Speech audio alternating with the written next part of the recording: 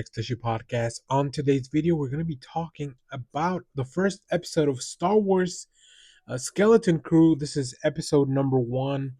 Man, oh man, I went into this show with a lot of excitement because the trailer looked really cool. I knew it was going to be something different, something that was completely removed, disconnected from like the overall larger Star Wars universe. And then I started hearing things like, "Oh, it's pirates, Star Wars." Like a lot of people were naming a lot of things that I'm not too familiar with, like the Goonies. This to me definitely screams of like coming of age story, friends getting to mishaps and stuff like that. So yeah, I'm very excited. I think the show focusing on these young kids that are lost in this like just a really crazy adventure in the galaxy. Like for a lot of the time, I was like, "Oh my god, this is." Can you imagine if this happened just on one planet? But this like people are like you're leaving a planet. But yeah, I had a lot of fun with the show. I did watch both episodes. I'm going to talk about this, just episode one in this video. I'll do a separate video for episode two. This episode was pretty long. It was like 48 minutes on the app, which, you usually take 10 minutes off just for like credits, intro, all that stuff. But it was really well done. I think the show finds a way to be different, finds a way to be special. I don't know that it's perfect. I think the child performers are doing a very good job. I really like. First of all, we start off with this really cool pirate sequence that kind of sets the world. And one thing that I really love is like you see all sorts of creatures and like character designs. It's not a show that just has like a bunch of humanoids or maybe even races that we've seen before.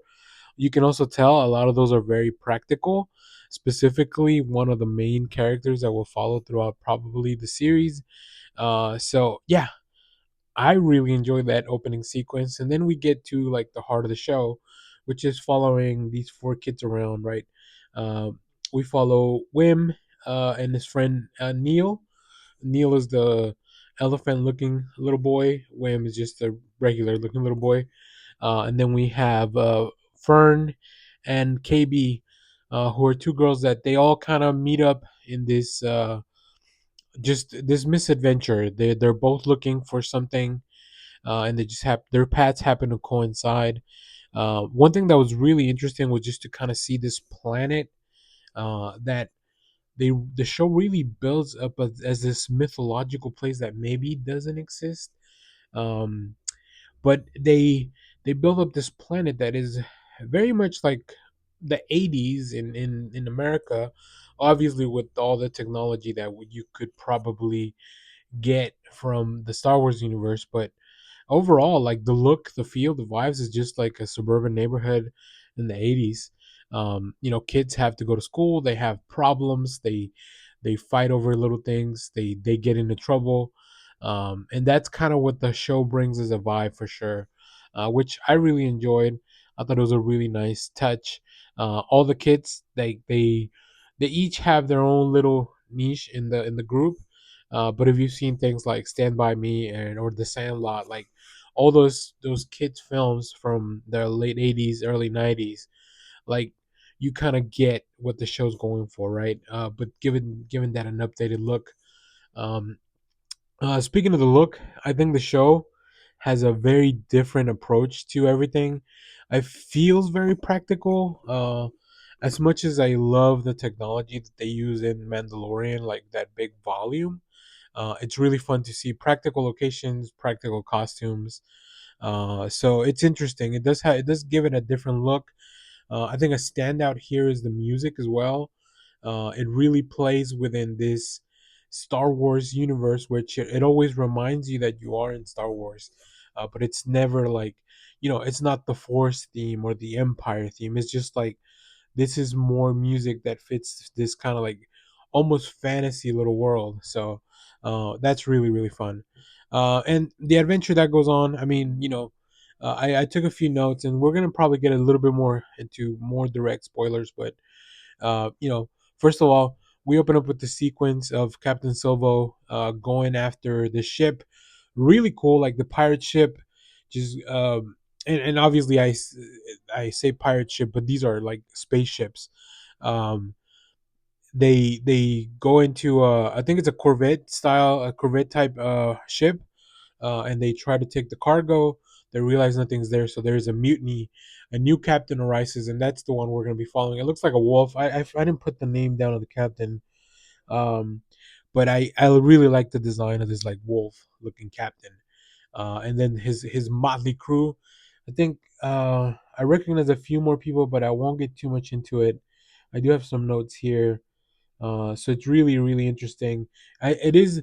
I knew it was Jaleel White as soon as I saw him. He was one of the ones that I recognized. So yeah. Uh, and we meet Wim, who's kind of our protagonist, along with the other kids. He's having a hard life. His dad is always working. We don't know what happened to his mom, but we do know that she's not around. And kind of the idea of leaving the kids up to their own devices is what triggers all this adventure. So I think that's really, really fun. His dad though, man, what a I just put what a bad dad. Like he's trying, but I don't know that he's trying hard enough. They eventually find the ship. They start the ship accidentally because kids are gonna touch all the buttons when you shouldn't. And then oh my god, the kids reaction to seeing stars and then jumping into hyperspace to end the episode. Just amazing. Just like that. It almost reminds me of the reaction that kids really have when they go to Star Wars and like their parents are videotaping them. And you just see the look on their faces of just amazement of like, seeing this whole brand new world. It's really, really cool. It really works, and I really enjoyed it. So, yeah, a great episode number one. I think it's a great way to start this show. So stay tuned. We'll have a second video for the next episode. Probably I'll try to do videos for each of the episodes. We'll see if the show maintains quality. I'll definitely be invested in making these videos. So if you've seen Skeleton Crew episode one, let me know what you thought about it down in the comments. Stay tuned for episode two. As always, thank you for watching, everyone. Remember to share, like, subscribe, hit the bell so you know when we go live. There's most Saturdays, 10 a.m. Central Standard Time. Stay tuned because we have more comic reviews, trailer reactions, TV recaps, all that fun stuff here in the channel. Thanks for watching, everyone. Bye bye.